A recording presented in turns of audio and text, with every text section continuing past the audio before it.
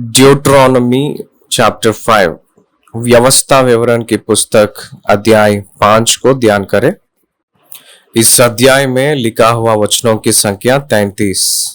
इसमें एक ही संदेश है, वो है कि 10 आज्ञाएं। मूसा की दूसरी प्रचार व्यवस्था विवरण में 4 अध्याय 14 से लेकर 28 अध्याय की 68 वचन तक जो वचन की भाग, इस वचन की भाग में व्यवस्था विवरण यानी व्यवस्था के बारे में जो बताया गया है, व्यवस्था को फिर से विवरण किया गया है। ये बहुत प्रामुख्य वचन है। ये व्यवस्था विवरण भी इसलिए आया है कि दूसरी बार उसी वचनों को फिर से विवरण देने के कारण, इसलिए इसको व्यवस्था विवरण यानी दीवारिम दीज आर द वर्ड्स कहकर वो नाम इसको आया है। तो ये 10 आज्ञाओं के बारे में निर्गमन के पुस्तक 19 अध्याय सीनाई पर्वत के ऊपर परमेश्वर यहोवा ने सीनाई पर्वत के पास सारे इस्राएली जनता को अपने आवाज से ये 10 आज्ञाओं को दिए थे। उस आवाज को सुनकर इस्राएल की जनता ने हम लोग मर जाएंगे, इसलिए मूसा आप ही परमेश्वर की बातों को सुन लीजिए कहकर कहे थे। 10 आज्ञा की ऑडिबल वॉइसेस दिया गया है। उसके बाद परमेश्वर देने के लिए चाहे थे कि ceremonial law and civil law. इस्राएलियों के इच्छा के वजह से मूसा को परमेश्वर उस पर्वत पर चढ़ाकर जो प्रजा कह रहे हैं वो वास्तव है। वो लोग सुनकर डर रहे हैं, इसलिए तू सीनाई पर्वत पर आ ताकि मैं वहां दूंगा 10 आज्ञाएं कहकर कहे थे परमेश्वर ने मूसा से। सीनाई पर्वत के ऊपर मूसा ने 40 दिन रहे थे। मूसा ने परमेश्वर के सम्मुख में, तो परमेश्वर उतर कर आए थे पर्वत पे। उस पर्वत के किनारे को कोई छूता है तो वो मर जाते हैं, क्योंकि परमेश्वर वहां है। उस घोर अंधकार में वो उतर कर आए थे। वो पूरा ज्वालामय अग्निमय हुआ था। सारे सीनाई के पर्वत, उस आग के बीच में से परमेश्वर बात कर रहे थे। तब मूसा ने सुने थे परमेश्वर 2 पत्थर की तख्तों के ऊपर, परमेश्वर ही उस पत्थर के तख्तियों को तैयार किए थे। उस तख्तियों के ऊपर अपने स्वयं हाथ से, हथेली से, उस 2 तख्तों के ऊपर परमेश्वर ही खुद अपने स्वयं हाथ से लिख के मूसा को उस 10 आज्ञाओं को दिए थे। ये हमें इस 10 आज्ञाओं के बारे में इस रूप में समझ आ रहा है।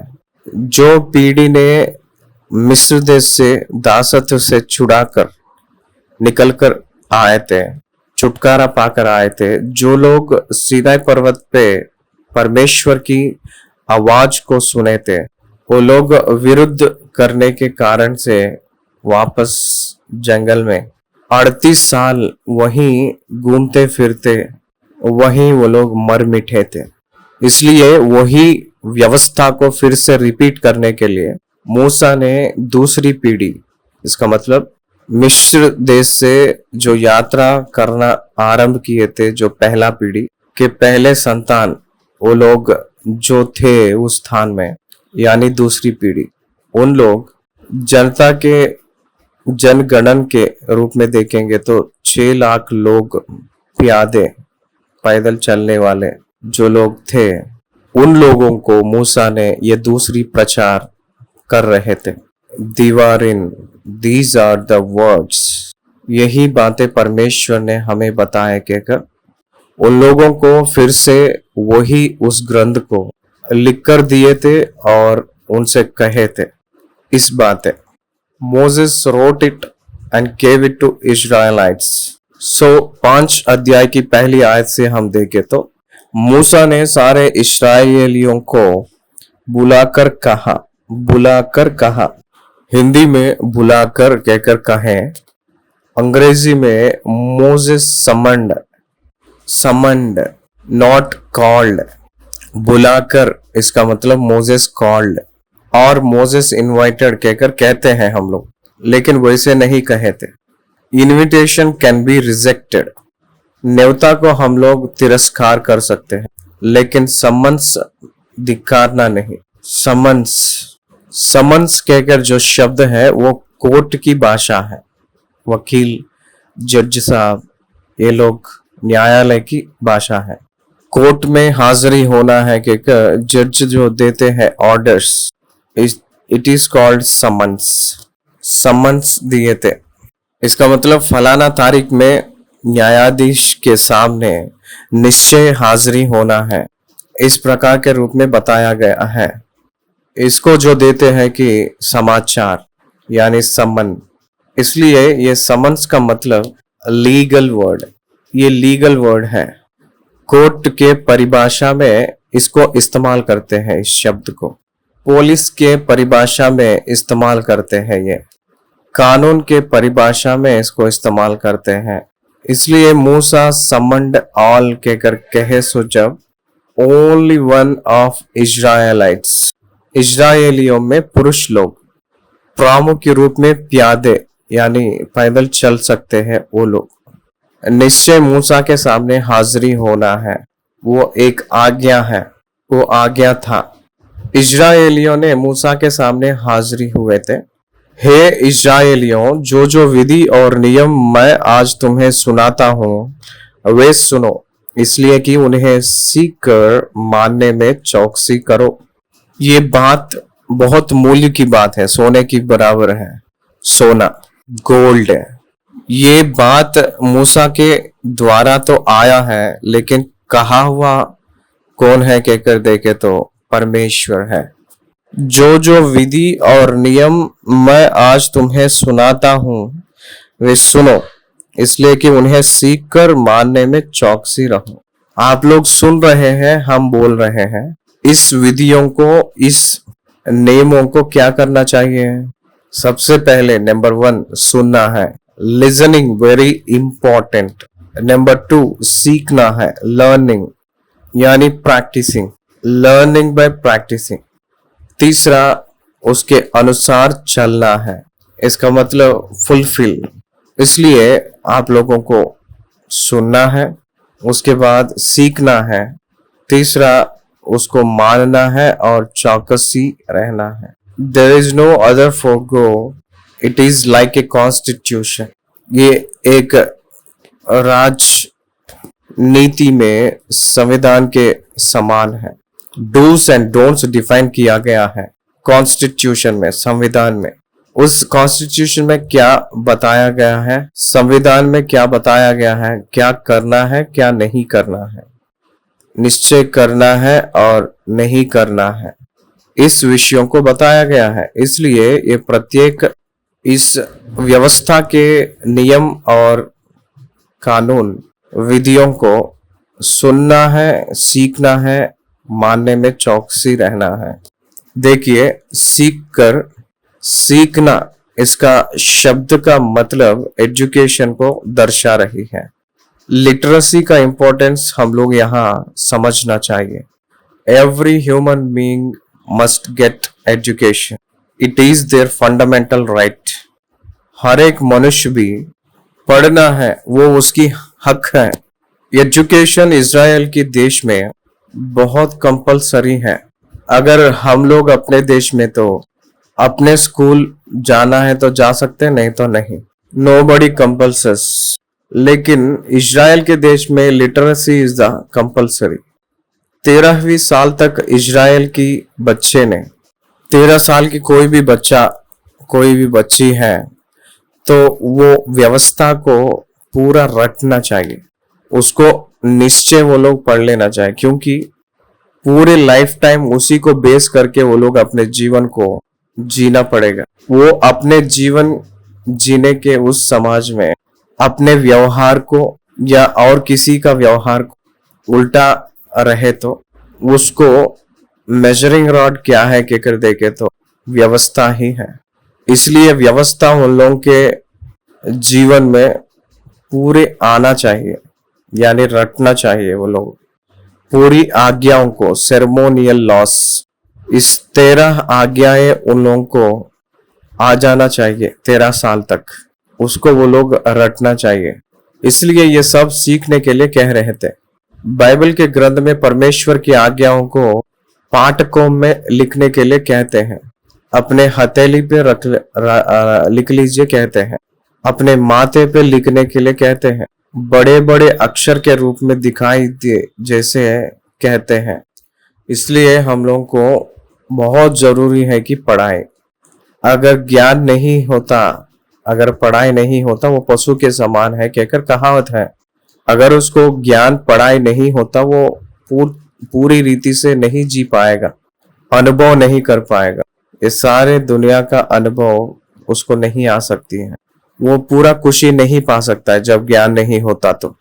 इसलिए every Christian must be educated. Missionaries अपने जीवन में जब आए थे तो उस समय सबसे पहले जो लिए थे निर्णय वो ये है कि एजुकेशन एंड हेल्थ। भारत देश में पहला नंबर पे जो है, जो बिरादरी कहते हैं, कैस्ट कहते हैं, तो वो लोग जो नीचे वाले जात के लोगों को, यानी नीचे कैस्ट की जनता को एजुकेशन को दूर किए थे। क्योंकि एजुकेशन जब आएगा तो इक्वालिटी के बारे में बात करते हैं।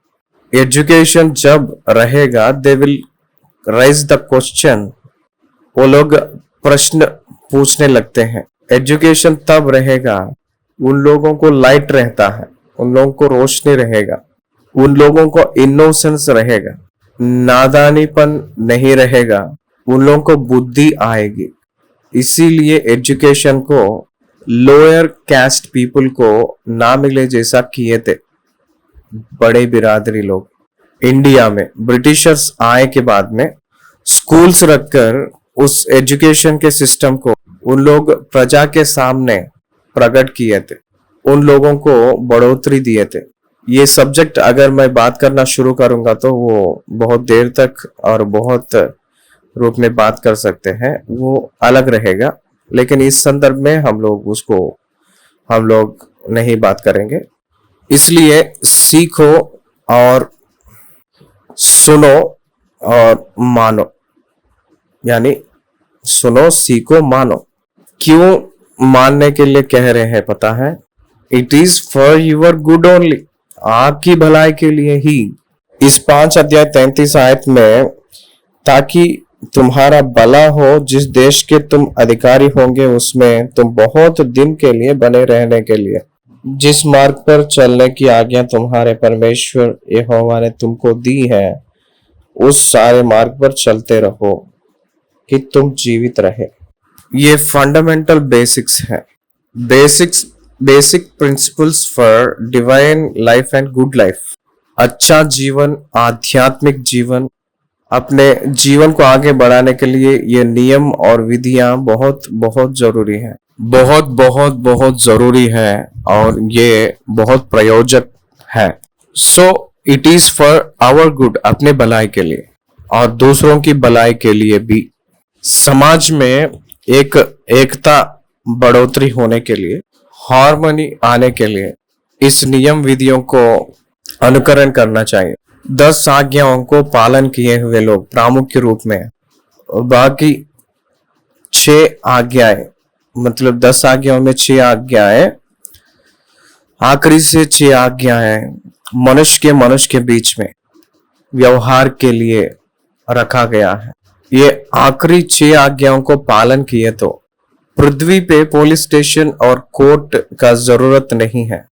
पृथ्वी पे पुलिस स्टेशन और कोर्ट का जरूरत नहीं चाहिए, अगर पालन किए तो जरूरत नहीं है।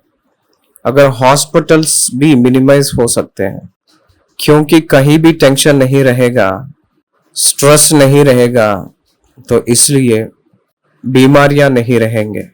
कृपया इसको पहचानिए। इस समाज में एक महान बदलाव आए जैसा इसको अनुकरण करना है, इसके अनुसार चलना है आज्ञाओं के। इस्राएल का देश इस पूरी दुनिया के नक्शा में बहुत छोटा है। एक सुई की किनारे जैसे पॉइंट रहता है, कितना वो सुई का पॉइंट दिखाई देती है, बिंदु, वैसे वो दिखाई देती है उस दुनिया की नक्शे में, वर्ल्ड मैप में। लेकिन दुनिया में कितनी प्रकार की संदेश अपने जाति के द्वारा उन लोगों ने दिए थे, आप लोग एक बार उसको सोचिए। महिला की सेना उन्हीं लोगों का है, सबसे पहला महिला पायलट्स उन्हीं लोगों का है। उन लोगों की टेक्नोलॉजी आज दुनिया यूज कर रही है, इस्तेमाल कर रही है। पहले 6 इजरायलियों में एक दुनिया में पूरा दुनिया पहचाने जैसा रहते हैं। कारण क्या है? They followed the law of God. परमेश्वर की व्यवस्था को वो लोग पालन करने के वजह से पृथ्वी पे उन लोगों को भलाई क्षेम हुआ है। हम लोग अपने देश में, हम लोग जो देखे हैं उस वेजिटेबल्स, उसकी साइज को और इजराइल देश की वेजिटेबल की साइज को देखे तो बहुत अंतर है, क्योंकि वो बहुत क्वालिटी के रूप में मुझे दिखाई दी है, बहुत ताकतवर के जैसा दिखाई दिए हैं। उसको देखे तो क्यों कहकर अपने आप को पूछे तो वहां की जमीन, वहां के फर्टिलिटी, परमेश्वर ने वो भूभाग जो उन लोगों को दिए थे, परमेश्वर के ओर से जो अगुवाई हुए थे, यानी परमेश्वर की व्यवस्था के अनुसार अगुवाई हुए थे, उस अनुभव से वो लोग होते हुए आए थे, इसलिए वहां के लोग श्रेष्ठ के रूप में दिखाई दे रहे हैं। हमारे परमेश्वर यहोवा ने होरेब पर इससे वाचा बांधी। दूसरी आयत, होरेब, होरेब की पर्वत, मूसा को परमेश्वर जो प्रत्यक्ष हुए थे, दर्शन दिए थे, वो पर्वत होरेब, उसी को सीनाई कहते हैं। सीनाई का मतलब उस पर्वत की चोटी। होरेब पर्वत का नाम है, उसका चोटी जो है उसको सीनाई कहते हैं। सीनाई उसका चोटी है, होरेब उस पर्वत का नाम है।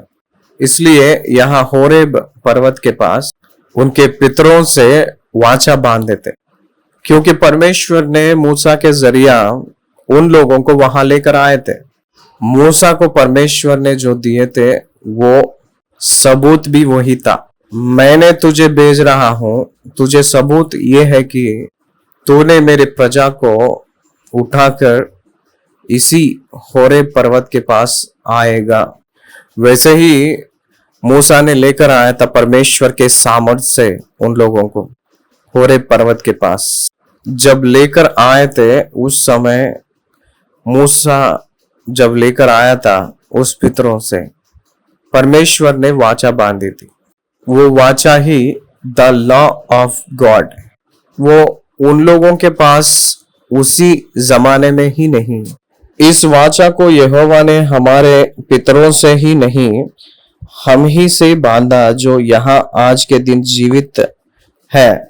इसका मतलब इस्राएलियों से जो परमेश्वर ने बांधी थी वाचा, वो केवल एक ही पीढ़ी के लिए नहीं, वो पीढ़ी पीढ़ियों तक वो वाचा बांधे हैं, वो इस्राएलियों का है।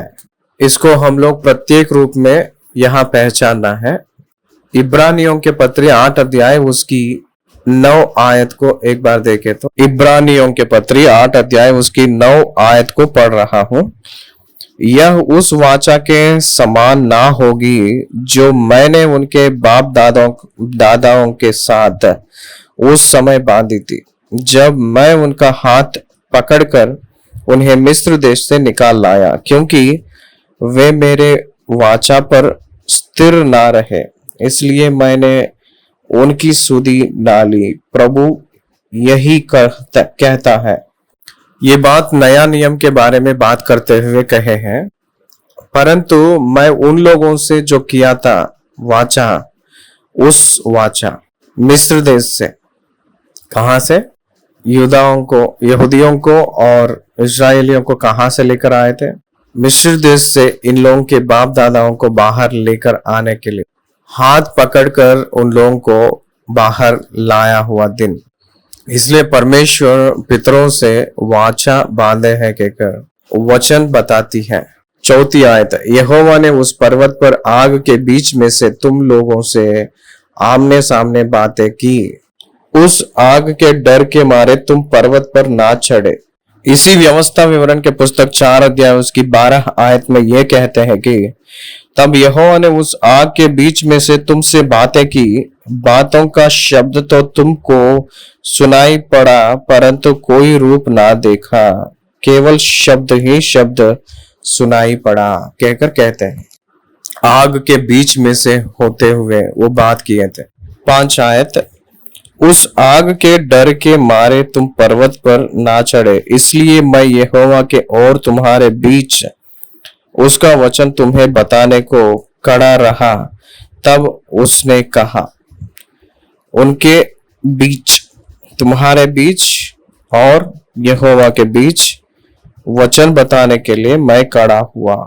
गलातियों के पुस्तक 3 अध्याय उसकी 19 आयत ये कहती है कि तब फिर व्यवस्था क्यों दी गई, वह तो अपराधों के कारण बाद में दी गई कि उस वंश के आने तक रहे जिसको प्रतिज्ञा दी गई थी, और वह स्वर्गदूत के द्वारा एक मध्यस्था के हाथ ठहराई गई। मध्यस्था के वजह से मोसेस स्वर्गदूतों के द्वारा नियमित हुआ है क्या वचन, इसलिए मैं यहोवा के और तुम्हारे बीच उसका वचन तुम्हें बताने को खड़ा रहा। ये यहोवा ने मुझे इस प्रकार के रूप में आज्ञा दिए थे। I am stand here because of God ordered me to stand here. परमेश्वर ने मुझे खड़ा किया था और खड़े होने के लिए मुझे कहे थे, आपको कहे थे, इसलिए कह रहा हूं। उसके बाद 6 आयत से लेकर अगर देखे तो परमेश्वर हमें जो 10 आज्ञाओं के बारे में उसकी बोली, उसकी शीर्षक यानी उसकी पाठ हमको शुरू होती है। इस 10 आज्ञाएं 6 आयत से शुरू हो रही है। तेरा परमेश्वर यहोवा जो तुझे दासत्व के घर अर्थात मिस्र देश में से निकाल लाया है, यह मैं हूं। यहां ध्यान से देखेंगे तो देखिए, तेरे परमेश्वर यहोवा कहकर कहे थे। God is relating himself with them. परमेश्वर ही खुद उन लोगों से मिला रहे हैं, अपने आप को मिला ले रहे हैं उन लोगों से, मतलब उन लोगों से संबंधित हुआ परमेश्वर के रूप में अपने आप को प्रकट कर रहे हैं। वो रिलेट कर रहे थे, मैंने तेरा परमेश्वर हूं, मैंने आपका परमेश्वर हूं, आप मेरी प्रजा हैं। You are chosen race. So मुझे छोड़ दूसरों को परमेश्वर करके ना मानना, ये सबसे पहली आज्ञा है। मैं ही परमेश्वर हूं, मुझे छोड़ दूसरे परमेश्वर आप लोगों के लिए नहीं है। दूसरे परमेश्वर करके नहीं मानना किसी को। God is the first priority on your life, our life. वही परमेश्वर है, उन्हें छोड़ किसी को भी परमेश्वर करके नहीं मानना। इस दुनिया में बहुत से लोग बहुत प्रकार के रूप को परमेश्वर के रूप में बना लिए हैं। और रोमियों के पत्री 1 अध्याय उसका 22 और 23 वचनों को देखे तो वे अपने आप को बुद्धिमान जताकर मूर्ख बन गए और अविनाशी परमेश्वर की महिमा को नाशवान मनुष्य और पक्षियों और जोपायों और रेंगने वाले जंतुओं की मूर्त की समानता में बदल डाला। क्या आपको समझ आ रही है? मुझे छोड़ कोई परमेश्वर नहीं मानना कहने का मतलब यह है कि बाकी जनता ने अपने इच्छा के अनुसार जो उनकी पसंद रूप में परमेश्वर को वो लोग क्रिएट कर लिए थे, बना लिए थे। मूर्त को वो लोग अपने आगे रखकर उसी को सृजनहारा के रूप में आराधना कर रहे हैं। सृजनहारा को छोड़कर सृष्टि को वो लोग मानने लगे। दूसरी आज्ञा, तू अपने लिए कोई मूर्ति खोदकर ना बनाना, ना किसी की प्रतिमा बनाना जो आकाश में या पृथ्वी पर या पृथ्वी के जल में है। तू उनको दंडवत ना करना और ना उनकी उपासना करना, क्योंकि मैं तेरा परमेश्वर यहोवा जलन रखने वाला ईश्वर हूँ। और जो मुझसे बैर रखते हैं उनको बेटों पोतों और परपोतों की पितरों का दंड दिया करता हूँ। और जो मुझसे प्रेम रखते और मेरी आज्ञाओं को मानते हैं उन हजारों पर करुणा किया करता हूँ। देखिए, दूसरी आज्ञा ये दे रहे हैं कि मूर्त ना बनाना। मैं ही परमेश्वर हूँ, मुझे छोड़ कोई परमेश्वर तुझे नहीं रहना है। किसी रूप को मूर्त बनाकर परमेश्वर करके दंडवत नहीं करना उसके आगे, क्योंकि मैं जलन रखने वाला परमेश्वर हूँ। उस मूर्त को पूजा नहीं करना। The God is with them and available to them, why should they go to the idolatry. परमेश्वर उनके साथ है, उनके बीच में है। उन लोगों को अपने सम्मुख वो खुद रख लिए थे। क्यों उन लोग परमेश्वर को छोड़कर मूर्त के तरफ जा रहे हैं? दे वर ब्लाइंड, वो लोग अंधे के रूप में बदल रहे हैं। वो लोग मूर्त के तरफ इसलिए जा रहे हैं कि वो लोग अंधे हो रहे हैं। विश्वास के जरिया उनके बीच में जो परमेश्वर को उन लोग नहीं पकड़ पा रहे थे, पहचान पा रहे थे। अगर इस्राएलियों को देखे तो परमेश्वर की मंदिर उन लोगों के बीच में दिया कर उन लोगों को संदूक दिया गया था और उन लोगों को मिलाप वाली तंबू दिया गया था। परमेश्वर उन लोगों से बातें करते हुए आए थे, तो उन लोगों को और मूर्त का जरूरत क्यों? और मिलाप वाली तंबू मूर्त नहीं है, संदूक मूर्त नहीं है, पत्थर की तख्तियां मूर्त नहीं है, मन्ना की कटोरा वो मूर्त नहीं है, और हारून की छड़ी मूर्त नहीं है। वो सब परमेश्वर के सम्मुख में परमेश्वर के गुण को बताती है, दर्शाती है। वो परमेश्वर के गुण व्यवहार को दिखाने के लिए दिया गया वस्तुएं हैं, ना कि उसको पूजा करने के लिए नहीं। परमेश्वर को पूजा करने के लिए कहे थे। आर्क ऑफ गॉड को पूजा नहीं करना है। परमेश्वर उनके बीच में रहे तो वो लोग उस सत्य परमेश्वर को नहीं पहचान पाए। इसलिए 3-4 पीढ़ियों तक उन लोग पितरों के दोष बच्चों के ऊपर, बेटों पोतों के ऊपर, बाप दादाओं पितरों के अपराध लेकर आकर दंड देने वाला हूँ। मुझसे जो प्रेम रखते हैं उन लोगों को, मेरे आज्ञाओं को जो मानते हैं उन लोगों के ऊपर हजारों पर करुणा किया करता हूँ। इसका मतलब एवरलास्टिंग मर्सी एंड ग्रेस प्रदान करूंगा अगर आज्ञाकारिता होंगे तो। इसलिए हम लोग अपने जीवन में परमेश्वर की आज्ञाकारिता तब बनेंगे अपने संतान के पक्ष में परमेश्वर उनकी दया और तरस करुणा दिखाते हैं। 11 आयत, तू अपने परमेश्वर यहोवा का नाम व्यर्थ ना लेना, क्योंकि जो यहोवा का नाम व्यर्थ ले वह उनको निर्दोष ना ठहराएगा। ये तीसरी आज्ञा है। इसका मतलब कसम खाना। लाइव व्यवस्था के पुस्तक 19 अध्याय उसकी 12 आयत मैं पढ़ के सुनाऊंगा। लाइव व्यवस्था के पुस्तक 19 अध्याय उसकी 12 आयत को हम लोग देखेंगे। मैं पढ़ रहा हूं, देखिएगा। तुम मेरे नाम की झूठी शपथ खा के अपने परमेश्वर का नाम अपवित्र ना ठहराना, मैं यहोवा हूं। शपथ का मतलब कसम खाना। यही हम लोगों को बता रहे हैं ना, उनके नाम को व्यर्थ में नहीं लेना है। यूजिंग हिज नेम अपने स्वयं स्वार्थी के लिए इस्तेमाल करना, ये नहीं करने के लिए कह रहे हैं। इस प्रकार के लोगों को निर्दोष के रूप में ना ठहराएंगे। 12वीं आयत, तो विश्राम दिन को मानकर पवित्र रखना, जैसे तेरा परमेश्वर यहोवा ने तुझे आज्ञा दी। 6 दिन तो परिश्रम करके अपना सारा काम काज करना, परंतु 7वां दिन तेरे परमेश्वर यहोवा के लिए विश्राम दिन है।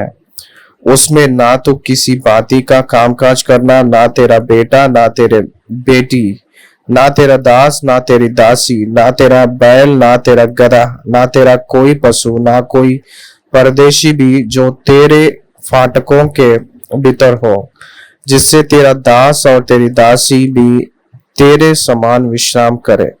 और इस बात को स्मरण रखना कि मिस्र देश में तू आप दास था और वहां से तेरा परमेश्वर यहोवा तुझे बलवंत हाथ और बढ़ाई हुई भुजा के द्वारा निकाल लाया। इस कारण तेरा परमेश्वर यहोवा तुझे विश्राम दिन मानने की आज्ञा देता है। 15 आयत से हम लोग देखेंगे।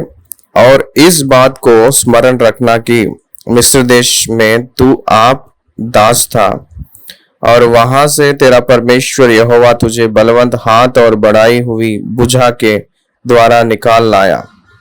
इस कारण तेरा परमेश्वर यहोवा तुझे विश्राम दिन मानने की आज्ञा देता है। Very very important. इस कारण 14 आयत में परंतु कहकर लिखा है, उसको अंडरलाइन करना। 15वीं वचन में इस कारण, क्योंकि, इस कारण, परंतु के जगह में क्योंकि, वाई, क्योंकि। क्या कारण है कि विश्राम दिन को पालन करना? Why should we observe it? क्यों हम लोग उसको अनुकरण करना है? क्योंकि तेरे दास और तेरे दासी भी विश्राम दिन पालन करना है। तेरे दास और दासी भी विश्राम को मानना है तेरे समान। तेरे दास और तेरे दासी भी विश्राम करना है तेरे समान। इस कारण का मतलब what is the reason? What is the reason of following और ऑब्जर्विंग? आप लोग क्यों कहकर पूछे तो कुछ समय पहले तू मिस्र देश में दास के समान था। अगर आपको याद रहना है तो विश्राम दिन को पालन करना है। इसी कारण once we suffered lack of rest, विश्राम ना रहकर आप लोग सफर हुए थे। अब आप लोग डिलीवरेंस पाए हैं तो इसलिए विश्राम को पालन करना है। विश्राम दिन सभी को नहीं दिया गया है, केवल इजरायली लोगों को ही दिया गया था। मसीह वाले इसलिए विश्राम दिन को पालन नहीं करते हैं। विश्राम दिन 7th day of the week Saturday होता है। Worship day 1st day of the week Sunday. 1st day of the week resurrected, Jesus resurrected from the tomb. यीशु मसीह मृतकों में से पुनरुत्थान हुए थे। उसी दिन पवित्र आत्मा परमेश्वर संडे को ही कलीसिया को दर्शन दिए थे। संडे को ही, रविवार को ही प्रेरितों ने आराधना किए हैं कहकर इतिहास बताती है। इसलिए आराधना के लिए मसीह वाले संडे को यानी रविवार को इस्तेमाल करते हैं, परंतु विश्राम दिन संडे नहीं है, रविवार नहीं है, सब्बात का दिन संडे नहीं है। बहुत से लोग गलती से ऐसे बात करते हैं, सब्बात से सब्बात तक हमें बचाया है कहकर बोलते हैं। सब्बात केवल इजरायलियों को हुई थी, ना कि अपने लिए, यानी मसीह वालों के लिए नहीं। इसलिए हम लोग संडे को आराधना करते हैं, रविवार को। इसलिए संडे को यानी रविवार को सब्बात के सारे नियम हम लोग पालन नहीं करते हैं। इसीलिए बहुत मसीह वाले संडे को सब्बात के नियमों को पालन नहीं करेंगे। अगर सब्बात के दिन देखे तो, सप्ताह के दिन देखे तो बहुत से लोग यात्रा नहीं करते हैं। शायद आपको समझ में आया होगा अभी तक मैं सब्बात किसके बारे में बात कर रहा हूँ। सब्बात का मतलब हिंदी बाइबल के हिसाब से सप्ताह यानी 7वें दिन यानी शनिचर। इसलिए सप्त के दिन यात्रा नहीं करते हैं, खाना नहीं बनाते हैं, कामकाज नहीं करते हैं। वो इजरायलियों को दिया हुआ नियम कानून है, वो अपने लिए नहीं। 12 वचन से लेकर 15 वचन तक जो लिखा है उस वचन की भाग को अगर हम लोग ध्यान देंगे तो, खास करके उसको देखे तो वो इस्राएलियों के लिए दिया गया हुआ वचन की भाग है कहकर हम लोगों को स्पष्ट रूप में समझ आती है।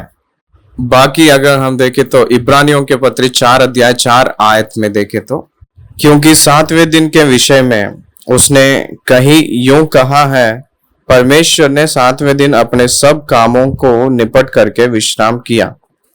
और इस जगह फिर यह कहता है, वे मेरे विश्राम में प्रवेश ना करने पाएंगे। Other than the Sabbath, there was the rest, that is eternal rest। इसलिए ये नहीं जो परमेश्वर दे रहे हैं।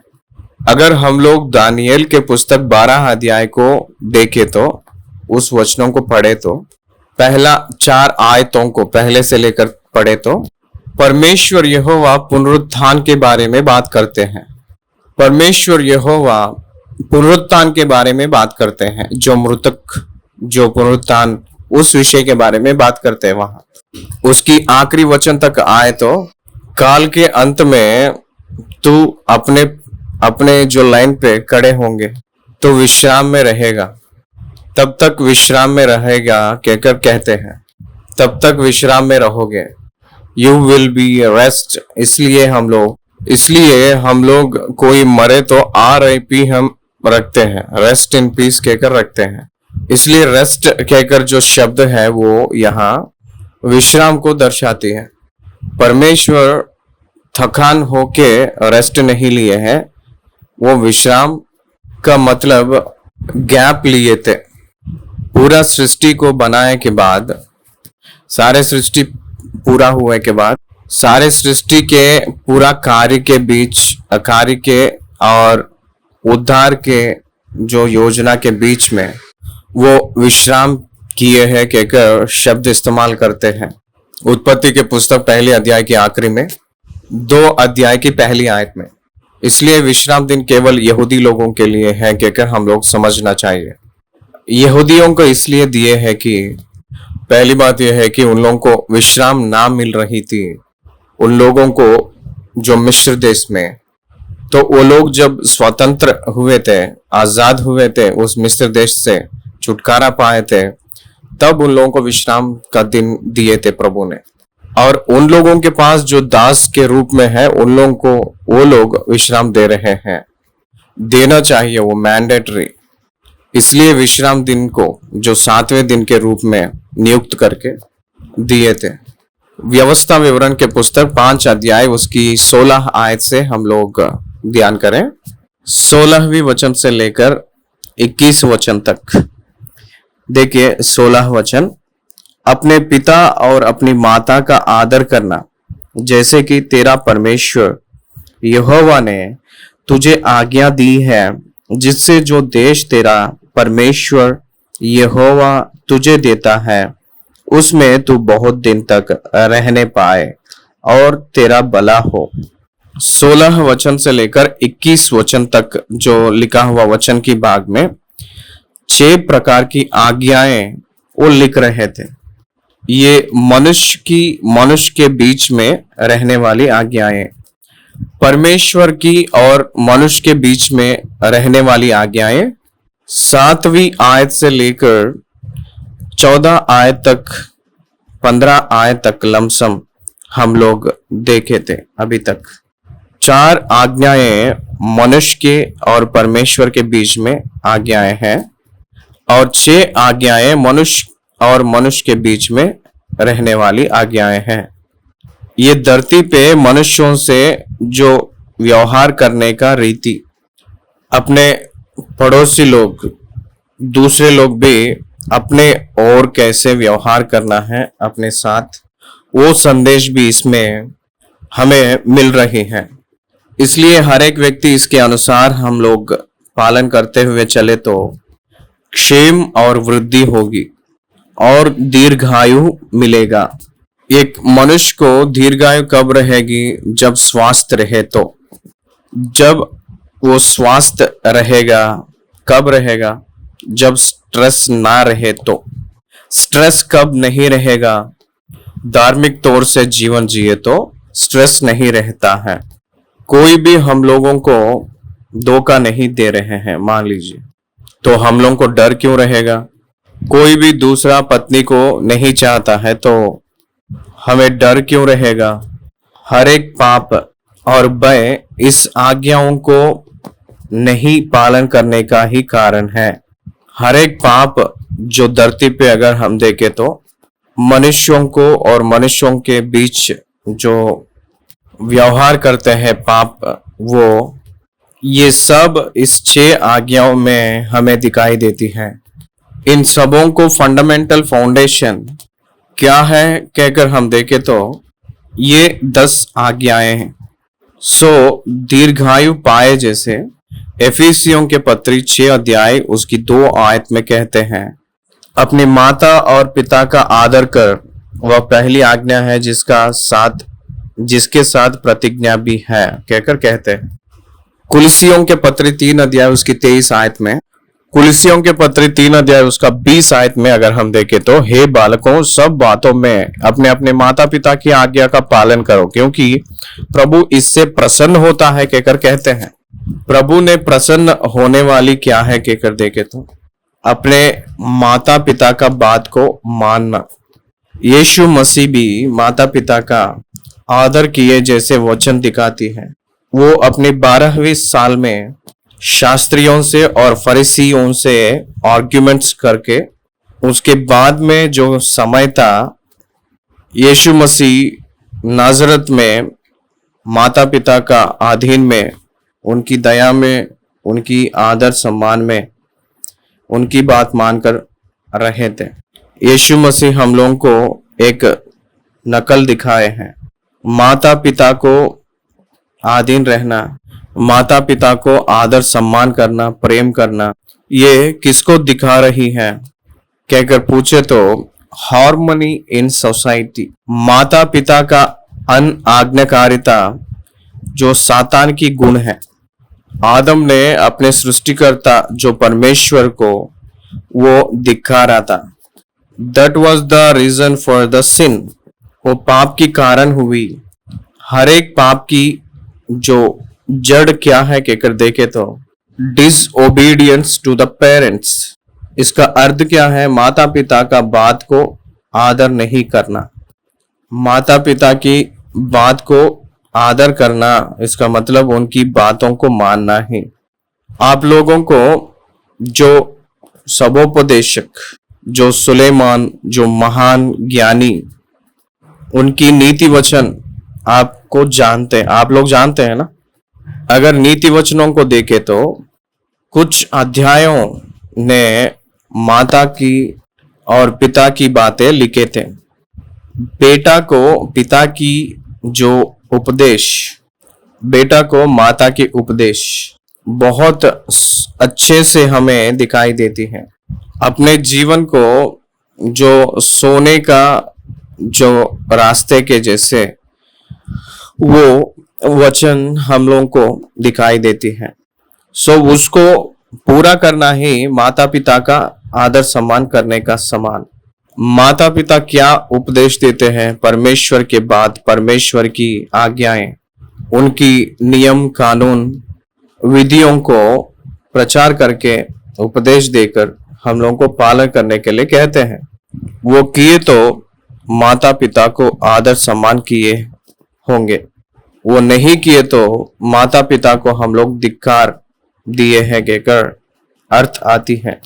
कुछ लोगों को देखिए, माता पिता को वो लोग गाली देते हैं, डांटते हैं, दोषी ठहराते हैं। कुछ लोग उनके ऊपर क्रोध भड़क उठकर हिंसा देते हैं, हिंसा करते हैं। उस प्रकार के लोगों की आंखें को कौवे आकर उखाड़ेंगे कहकर लिखा है वचन में।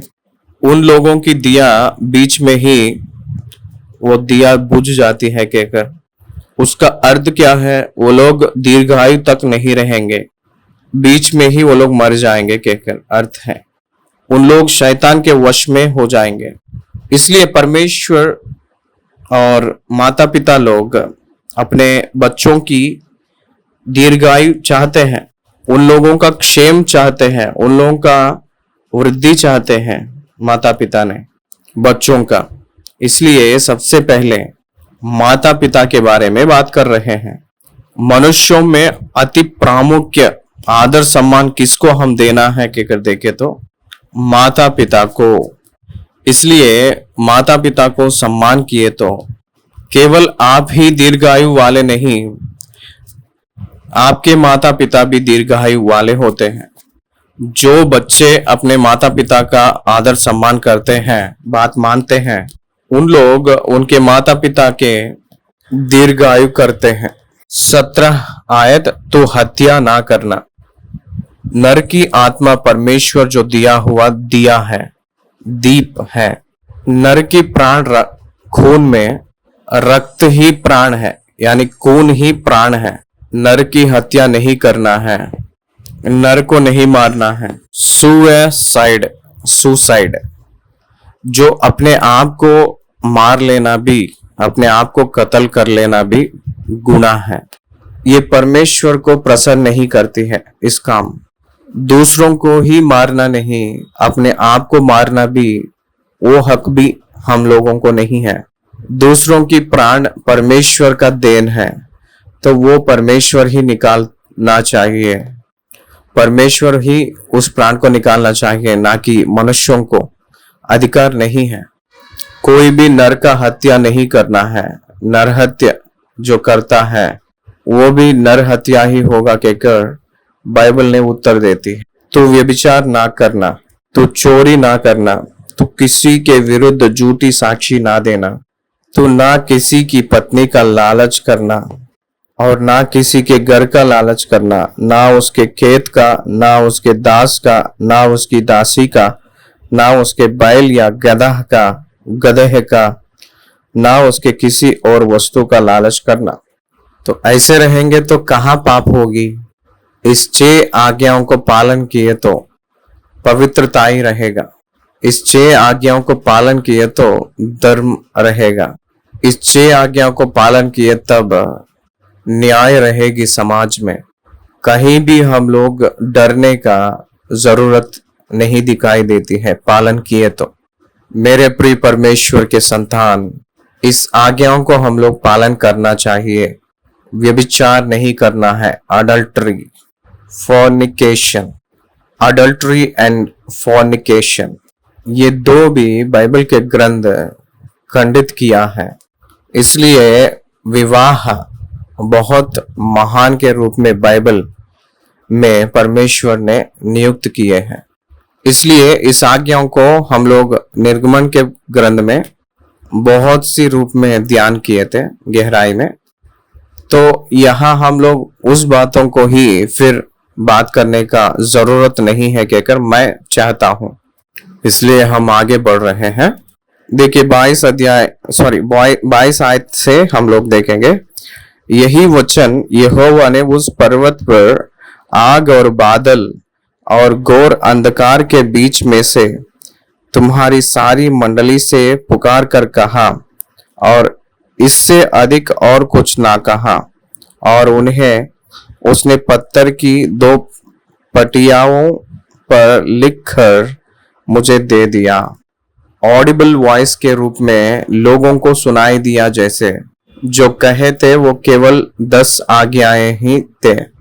सीनाई पर्वत पे लोगों का व्यवहार भयभीत होना, वो पूरा हम लोग आगे देख सकते हैं।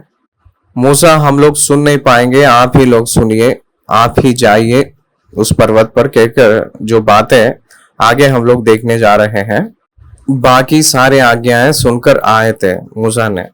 इसलिए भक्त मूसा को knowledge of law of God परमेश्वर ने उनके मन में रखे हैं, उनके दिमाग में रखे थे, उसके मन में प्रभु ने रखे थे, वही सब हम लोगों को दिए हैं। वास्तविक तौर से ये जो 6 आज्ञाओं को बेस करते हुए बाकी सारी आज्ञाएं उसमें आया था, ये हम लोग प्रत्येक रूप में समझना है, जानना चाहिए। 23 वचन से हम लोग देखें। जब पर्वत आग से दहक रहा था और तुमने उस शब्द को अंधियारे के बीच में से आते सुना, तब तुम और तुम्हारे गोत्रों के सब मुख्य पुरुष और तुम्हारे पुरनिये मेरे पास आए। हमें परमेश्वर उस सीनाई पर्वत के ऊपर 10 आज्ञाएं दिए थे। उस 10 आज्ञाएं परमेश्वर स्वयं सारे लोगों के बीच में सुनाई दिए थे। ये 10 आज्ञाओं को सुने तब उस आवाज को जब इस्राएली लोग सुने थे, वो लोग डर गए थे। परमेश्वर मूसा से बात करना वो लोग पहचाने थे। इसलिए मूसा के पास प्रजा के मुख्य मुख्य पुरुष, हर एक गोत्र के मुख्य लोग पास आए थे मूसा के। वो जो दृश्य बहुत भयंकर रूप में है, पूरी सीनाई पर्वत आग के रूप में दहक रहा था। बहुत भयंकर अंधियारा जो काले काले बादल से घेर के है, कुछ धुआं ने उसमें उस पर्वत को घेरा हुआ जैसा लग रहा था। वो शब्द जब सुनाई दिया था तब वो परमेश्वर की शब्द कहकर पता चल गया। इसलिए मनुष्यों ने डर रहे थे। उसी समय वो लोग मूसा के पास आए थे। निर्गमन के पुस्तक 20 अध्याय उसकी 19 और 20 वचनों को देखे तो यही बात वहां लिखा है। 24 आयत को पढ़ रहा हूं, व्यवस्था विवरण 5 अध्याय। और तुम कहने लगे, हमारे परमेश्वर यहोवा ने हमको अपना तेज और अपनी महिमा दिखाई है, और हमने उसका शब्द आग के बीच में से आते हुए सुना। आज हमने देख लिया कि यद्यपि परमेश्वर मनुष्य से बातें करता है तो भी मनुष्य जीवित रहता है। परमेश्वर मनुष्य से बात किए तो मनुष्य जीवित ही रहेगा कहकर हम जान लिए हैं। उन लोगों को एक नया अनुभव है। इससे पहले परमेश्वर हमसे बात किए हैं कहकर कहने वाले कोई भी नहीं मिले थे उन लोगों को। अब वही लोग स्वयं रूप में बता रहे हैं कि परमेश्वर बात किए तो हम लोगों को यह समझ आया है कि परमेश्वर मनुष्यों से बात करते हैं तो मनुष्य जीवित रहेंगे कहकर। हमें उत्पत्ति के पुस्तक 32 अध्याय की यब्बोक नदी के पास भक्त याकूब ने 30 आयत में याकूब ने यूं कहता है कि परमेश्वर को मैंने आमने सामने देखा, पर भी मैं प्राण से बच गया। वहां रात भर पूरा याकूब से मल्लयुद्ध जो किया है वो नर है, उनसे बात किए थे। इसलिए परमेश्वर बात किए तो मनुष्य जीवित रहेंगे। परमेश्वर को देखा हूं कहकर कहा था याकूब ने। पनीएल इसका मतलब परमेश्वर की चेहरा। उस अंधेरे में यब्बूक नदी के पास प्रभु को दर्शन लिया हुआ अनुभव याकूब ने पाया है। आज के जमाने में हम लोग परमेश्वर के वचन को और उसकी प्रत्यक्षता को अंदरूनी की आंखों से हम लोग देख सकते हैं। परमेश्वर मुझ में है और मेरे साथ है। परमेश्वर मुझ में है, मेरे साथ है और मेरे साथ चल रहे हैं कहकर एक होश अपना अंदरूनी ग्रहण करती है। ये न्यू टेस्टमेंट का विधि है। 24 आयत में, और तुम कहने लगे, हमारे परमेश्वर यहोवा ने हमको अपने तेज और महिमा दिखाई है, और हमने उसका शब्द आग के बीच में से आते हुए सुना। आज हमने देख लिया कि यद्यपि परमेश्वर मनुष्य से बातें करता है तो भी मनुष्य जीवित रहता है। मतलब परमेश्वर की महिमा और परमेश्वर की तेज हमें दिखाई दी है कहकर बोल रहे थे। परमेश्वर ने मनुष्यों को जब दर्शन देते हैं तब वो जो दृश्य और प्रदर्शन परमेश्वर की महिमा और उनकी बड़ाई को लेकर आती है। हम लोग परमेश्वर की महिमा को और उसकी बड़ाई को नया नियम के प्रजा के लोग के रूप में हम लोग किस रीति से देख सकते हैं? इसका मतलब परमेश्वर की वचन ही परमेश्वर की बड़ाई, परमेश्वर के महानता परमेश्वर के वचन ही है, और उसकी परिपूर्णता उस वचन पूरा होना उसकी तेज को दर्शाती है। वो जो कार्य होता है तो उससे हम लोग उसकी तेज और महिमा, उसकी बड़ाई हम जान सकते हैं। इसीलिए 25 आयत, अब हम क्यों मर जाए, क्योंकि ऐसी बड़ी आग से हम भस्म हो जाएंगे, और यदि हम अपने परमेश्वर यहोवा का शब्द फिर सुने तब तो मर ही जाएंगे। देखिए ऊपर वचन को और इस वचन को, अंतर को देखिएगा। परमेश्वर नर से बात किए तो जीवित रहेगा मनुष्य ने कहकर कहे थे, और वो लोग कहने लगे हैं कि क्योंकि ऐसे बड़े आग से हम भस्म हो जाएंगे कहकर कह रहे थे, क्यों हम मर जाए कहकर कह रहे थे। मनुष्यों ने जीवित रहेंगे कहकर जान लिए हैं, तो क्यों मरेंगे?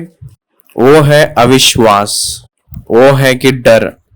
मनुष्य ने कितनी प्रत्यक्षता को पाए तो भी भौतिक रूप में, शारीरिक रूप में हम लोग रहने के कारण डर ही लगेगा, मनुष्य के जीवन में दिखाई देती है। हम लोग परमेश्वर यहोवा की शब्द फिर से सुने तो तब हम लोग मर ही जाएंगे, ऐसी बड़ी आग से हम भस्म हो जाएंगे कहकर एक अफवाही और डर को ये लोग पाए थे। अगर वो आग भस्म करने वाली ही है तो उन लोगों को क्यों दिखाई देती है?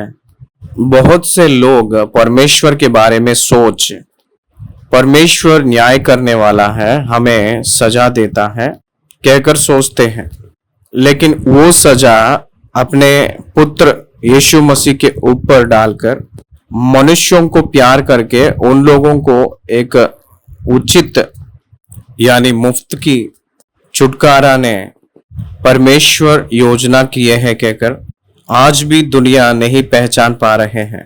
ये वास्तव है। परमेश्वर ने हम लोगों को मार डालने के लिए नहीं चुने हैं, हमें नाश करने के लिए या डराने के लिए परमेश्वर हमें नियुक्त नहीं किए हैं कहकर हम लोग जानना है।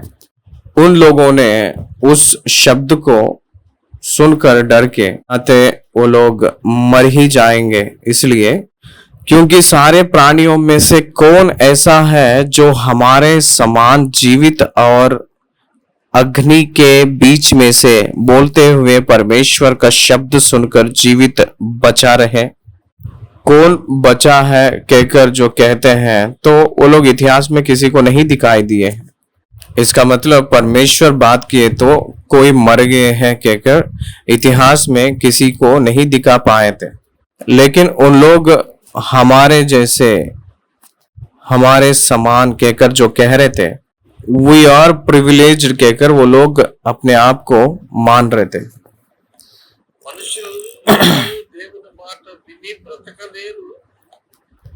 मनुष्यों ने परमेश्वर की बात सुनकर नहीं जीवित रहेंगे, लेकिन हमारे जैसा कोई जीवित नहीं रहा, इसलिए कोई भी जीवित नहीं रहा कहकर वो लोग यकीन किए हैं हम लोग जीवित हैं। इसका मतलब वो परमेश्वर की अनुग्रह कहकर वो लोग पहचान रहे थे। कौन ऐसा है जो हमारे समान जीवित और अग्नि के बीच में से बोलते हुए परमेश्वर का शब्द सुनकर जीवित बचा रहे? इसलिए तू समीप जा और जो कुछ हमारा परमेश्वर यहोवा कहे उसे सुन ले, फिर जो कुछ हमारा परमेश्वर यहोवा कहे उसे हमसे कहना और हम उसे सुनेंगे और उसे मानेंगे। इस्राएल के गोत्र के मुख्य लोगों के पास लोग आए तो उस गोत्र के मुख्य लोग मूसा के पास आकर आप ही समीप जाकर परमेश्वर से बात कर, जो परमेश्वर ने आपसे बात किए हैं कहकर आप कहेंगे उस बात को हम लोग भी ओबे होंगे, हम उस बात को मानेंगे, हम सुनेंगे और मानेंगे कहकर कह रहे थे। 27 आयत के बारे में निर्गमन के पुस्तक 20 अध्याय उसकी 19 वचन में, निर्गमन के पुस्तक 20 अध्याय उसकी 19 आयत में इस रीति के रूप में वो लोग अपने आप को दोहाई दिए, जैसे इब्रानियों के पत्री 12 अध्याय उसकी 19 आयत में यही विवरण हमें दिखाई दी है। 28 जब तुम मुझसे ये बातें कह रहे थे तब यहोवा ने तुम्हारी बातें सुनी, मूसा ने रिप्लाई दे रहे थे। उन लोगों की बातों की उत्तर मूसा ने ये दे रहे हैं, ये बातें यहोवा सुने हैं। The presence of God was there. परमेश्वर के सम्मुख में उन लोग बात कर ले रहे थे, परमेश्वर ने सुन रहे थे, सुना था कहकर मूसा ने पहचाने। इसलिए मूसा की उत्तर क्या है देखिए। तब उसने मुझसे कहा, इन लोगों ने जो बातें तुझसे कही है मैंने सुनी है। इन्होंने जो कुछ कहा वह ठीक ही है, ठीक ही कहा। वो जो भी कहे थे वो ठीक ही कहे। क्या आप ध्यान दे रहे हो? परमेश्वर के नजर में भी इस्राएलियों के पास जो ये बातें थे वो ठीक ही है, अच्छा ही है कहकर परमेश्वर ने मूसा को बताए थे। एक प्रामुख्य की बात आप लोग समझना है, वो ये है कि परमेश्वर यहोवा जब बात किए थे लोगों ने सुने थे, और लोगों ने मूसा के पास आकर जो जो बातें वो लोग रखे थे वो परमेश्वर ने सुने थे। यहाँ जो जितने लोग बैठकर इस वचन को सुन रहे थे, कितने लोगों को समझ आया है परमेश्वर अपने बातें सुन रहे हैं कहकर? परमेश्वर मुझे देख रहे हैं, मेरे साथ है, मेरे बातें सुन रहे हैं। ये सत्य अपने बीच में कितने लोग समझते हैं? जब परमेश्वर ने सुन रहे हैं कहकर हम लोग कहते हैं, तब अपने जीवन में हम लोग कभी भी पाप की ओर यात्रा नहीं करेंगे। इसलिए परमेश्वर यहोवा सुने थे कहकर जो शब्द बाइबल में कई जगहों में दिखाई देती है। हजीरा ने जब रो रही थी, परमेश्वर यहोवा ने उस दुआ को सुनी थी, सुने थे। इसलिए वहां उसकी बेटे के बारे में जो मौत का डर था, उसको हजीरा को उस डर को हटाए थे। वहां जीवन जल का श्रोता दिए थे। जितने लोग दुहाई दिए थे उन सभी लोगों के सामने करीब वो थे परमेश्वर। वो सुनते हैं कहकर वचन याद दिला रही है। 29, भला होता कि उनका मन सदैव ऐसा ही बना रहे कि वे मेरा भय मानते हुए मेरी सब आज्ञाओं पर चलते रहे, जिससे उनकी और उनके वंश की सदैव सदैव भलाई होती रहे। व्यवस्था विवरण के पुस्तक 6 अध्याय उसकी 3 आयत एक बार पढ़ रहा हूं। हे इस्राएल सुन और ऐसा ही करने की चौकसी कर, इसलिए कि तेरा भला हो और तेरे पितरों के परमेश्वर यहोवा के वचन के अनुसार उस देश में जहां दूध और मधु की धाराएं बहती हैं तुम बहुत हो जाओ। कब इसके अनुसार चले तो तब, इसको अनुकरण किए तो तब। मेरे प्रिय परमेश्वर के संतान, क्यों अच्छा है? क्योंकि दीर्घायु होते हैं। क्यों अच्छा है? क्योंकि उन लोगों को भला होता है। क्यों अच्छा है? क्योंकि उन लोगों को वृद्धि होगा। क्यों अच्छा है? क्योंकि उन लोगों के शत्रु वहां से भगाया जाएगा।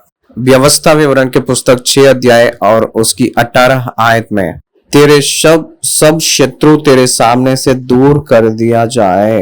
19 में है, 30 आयत पढ़ रहा हूं, 5 अध्याय व्यवस्था विवरण। इसलिए तू जाकर उनसे कह दे कि अपने अपने डेरों को लौट जाओ। लोगों ने अपने अपने डेरों पे लौट जाना है। मूसा ने परमेश्वर के सम्मुख रहना है, वहीं टिकना है। 40 दिन मूसा ने 40 दिन सीनाई पर्वत पे रह गए। परंतु तू यही मेरे पास खड़ा रह, और मैं वे सारी आज्ञाएं और विधियां और नियम जिन्हें तुझे उनको सिखाना होगा तुझसे कहूंगा, जिससे वे उन्हें उस देश में जिसका अधिकार मैं उन्हें देने पर हूं माने। एक सेवक ने समाज को उपदेश देना है तो उस सेवक ने परमेश्वर के चरणों पे स्थिर रहना, टिकना, उनके पास स्थिर रहना सीखना है। परमेश्वर के सम्मुख परमेश्वर की वचन को प्रार्थना पूर्वक ध्यान किए तो परमेश्वर के सम्मुख में टिके रहे लोगों को परमेश्वर एक संदेश देंगे। उस संदेश को परमेश्वर जो देते हैं उसको सेवक ने लोगों को ट्रांसफर करता है, उनके आगे रखते हैं।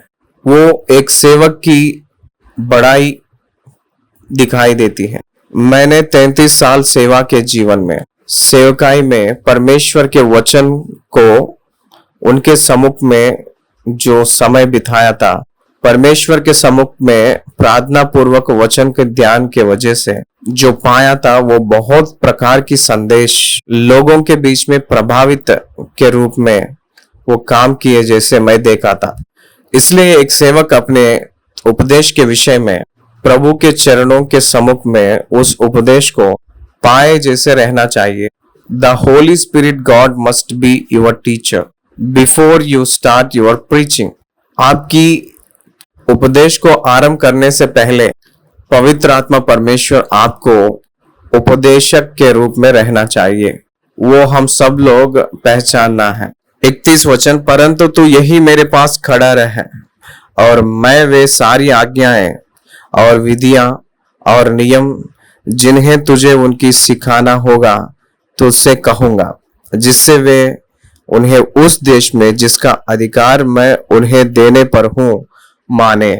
जिस देश को मैंने उन लोगों को देने के लिए वादा किया था, उस देश यानी कनान देश वो लोग अपनाए के बाद में उस देश में जब वो लोग रहने लगेंगे, तब वो लोग इस सारी आज्ञाओं को पालन करना है, मानना है।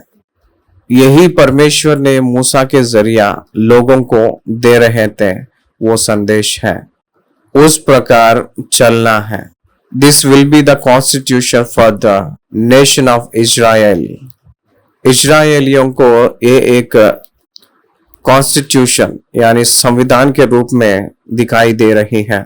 The law of God, the law of God became the law of nation. इजराइलियों को संविधान मनुष्यों ने लिखने वाला संविधान नहीं है। उन लोगों को इस्राएलियों की व्यवहार और उन लोगों की शिक्षा मनुष्यों ने जो नियुक्त किए हैं वो नहीं, परमेश्वर ही स्वयं रूप में उन लोगों को नियुक्त किए हैं। परमेश्वर जो दिए हैं वो व्यवस्था मनुष्यों को भलाई ही किए हैं, करती है, ये हम लोग समझना है। 33वीं आयत, आखिरी आयत, जिस मार्ग पर चलने की आज्ञा तुम्हारे परमेश्वर यहोवा ने तुमको दी है, उस सारे मार्ग पर चलते रहो कि तुम जीवित रहे और तुम्हारा भला हो, और जिस देश के तुम अधिकारी होंगे उसमें तुम बहुत दिनों के लिए बने रहो। इस आयत को मेरे बाइबल में मैंने अंडरलाइन कर लिया था। बहुत सावधानी से हम लोग चलना है। We must take care. बहुत सावधानी से, बहुत बुद्धि से हम परमेश्वर के वचन को हम लोग अनुकरण करना है। कहीं नहीं भटकना है, दाहिना और बाया, दाहिना और बाया ना भटकने के रूप में हम लोग वचन के अनुसार चलना है। एक व्यक्ति परमेश्वर के वचन को दाहिना बाया ना भटके जैसा रहना है। अगर ऐसे पालन करना, अनुकरण करना सीखे तो उसकी वृद्धि उसको ही खुद पता चलेगा, समाज को भी पता चलेगी। जिस मार्ग पर चलने की आज्ञा तुम्हारे परमेश्वर यहोवा ने तुमको दी है, उस सारे मार्ग पर चलते रहो कि तुम जीवित रहो और तुम्हारे भला हो, और जिस देश के तुम अधिकारी होंगे उसमें तुम बहुत दिनों के लिए बने रहो। हम लोग जो मसीह वाले अपने खुद की मार्ग, खुद की सोच, खुद की इच्छाएं नहीं करना है। वचन की सोच, वचन के अनुसार हम लोग कदम डालना है। यही कहते हैं आप जीवन भर आपको भला होने के लिए उस वचन के अनुसार हम लोग चलना है। वचन चलाती है, वचन मोटिवेट करती है, वचन लीड करती है, वचन हम लोगों को प्रोत्साहित करती है परमेश्वर में चलने के लिए।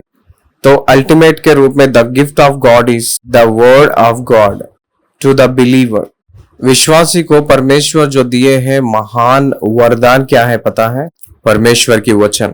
परमेश्वर के वचन से परमेश्वर बात करते हैं। परमेश्वर के वचन के जरिया ही हम लोग परमेश्वर के पीछे चल सकते हैं। परमेश्वर के वचन के वजह से ही हम लोग चेतावनी पाते हैं। परमेश्वर के वचन से ही हम लोग बल प्राप्त करते हैं। इसलिए शैतान ने हम लोगों को बाइबल पढ़ने नहीं देता है, अपना शरीर बाइबल को पढ़ने नहीं देती है। घंटों घंटों सोशल मीडिया में जो अपना समय बिताने वाले मसीह वाले बहुत हैं। कुछ देर तक परमेश्वर के वचन के साथ और घुटने के साथ और प्रार्थना के साथ समय बिताने वाले बहुत सी कम लोग हैं। उपदेशक के रूप में हम लोग यकीन करना है, मानना है कि समय को परमेश्वर से हम लोग बिता रहे हैं या नहीं। अपने आप को जांचना है। आप लोग भला प्राप्त करके उस देश में बहुत दिन तक जीना है। That was the will of God of Israelites. इजरायलियों के ऊपर परमेश्वर के उद्देश्य और परमेश्वर की इच्छा क्या है कहकर पूछे तो वो लोग भलाई प्राप्त करके दीर्घायु से बहुत दिन तक जीना है। परमेश्वर के महिमा निमित्त परमेश्वर की गवाही के रूप में वो लोग जीवित जीना है, जीवन बिताना है। ये 5वीं अध्याय पूरा 10 आज्ञाओं को देना, उस आज्ञाओं में जो रहा हुआ बातें, कुछ बातें हम लोग ध्यान किए थे, संपूर्ण रीति से तो ध्यान नहीं कर पाए थे क्योंकि समय के हिसाब से, इसलिए कुछ विवरण हम लोग ध्यान किए हैं। इस वचन से हम लोग इस 5 अध्याय को समाप्त किए हैं। धन्यवाद। ड्यूटरॉनमी चैप्टर 5 कंप्लीटेड।